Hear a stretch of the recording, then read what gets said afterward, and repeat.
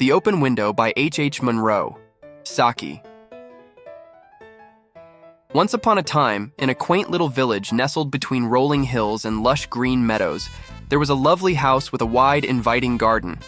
Inside this house lived a lady named Mrs. Sappleton, along with her charming niece, Vera.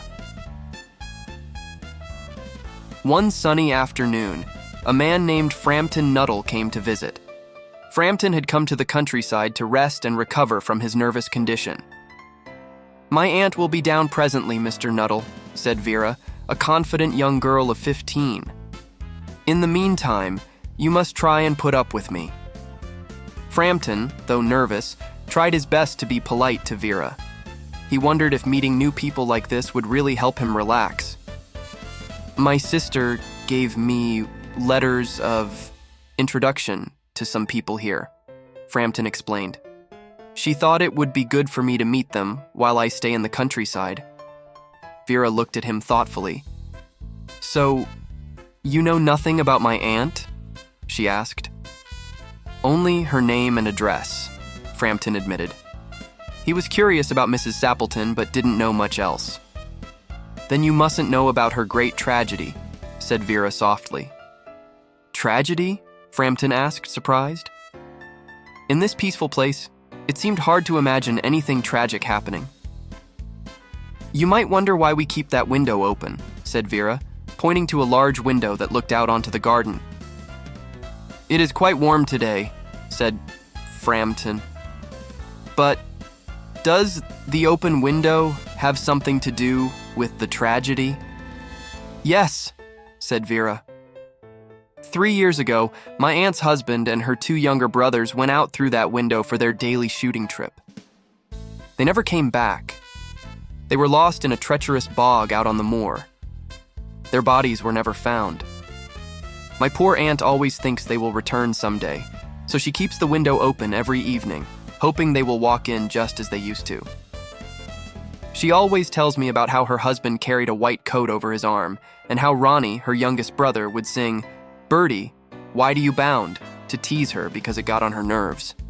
Sometimes, on quiet evenings like this, I get a creepy feeling that they will walk in through that window. As Vera spoke, her voice grew softer and sadder. Frampton felt a chill run down his spine. Just then, Mrs. Sappleton entered the room, bustling with energy.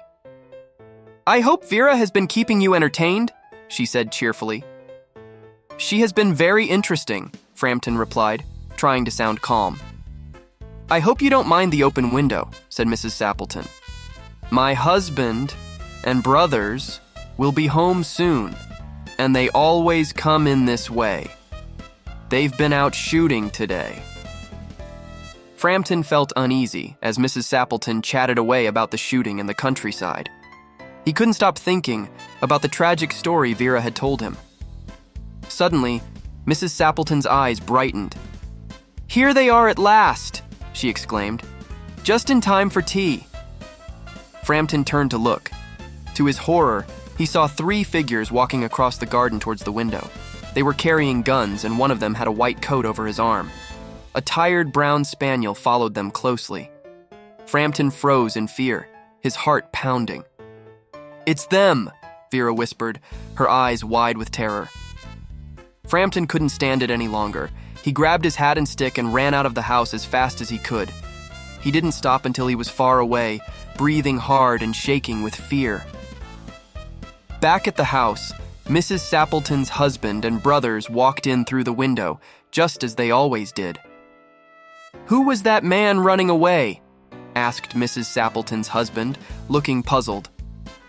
"A most extraordinary man, Mr. Nuttall," said Mrs. Sappleton. "He talked about his illnesses and then ran off without a word when you arrived. One would think he had seen a ghost." Vera smiled to herself. "I think it was the spaniel," she said calmly. "He told me he had a terrible fear of dogs. Once, he was chased by a pack of wild dogs and had to hide in a graveyard all night." Mrs. Sappleton laughed, not suspecting a thing. Thanks to Vera's love for storytelling, the mystery of the open window continued to delight and surprise those who visited this peaceful countryside. This story teaches an important lesson about considering multiple perspectives and not jumping to conclusions too quickly when judging a situation. The end.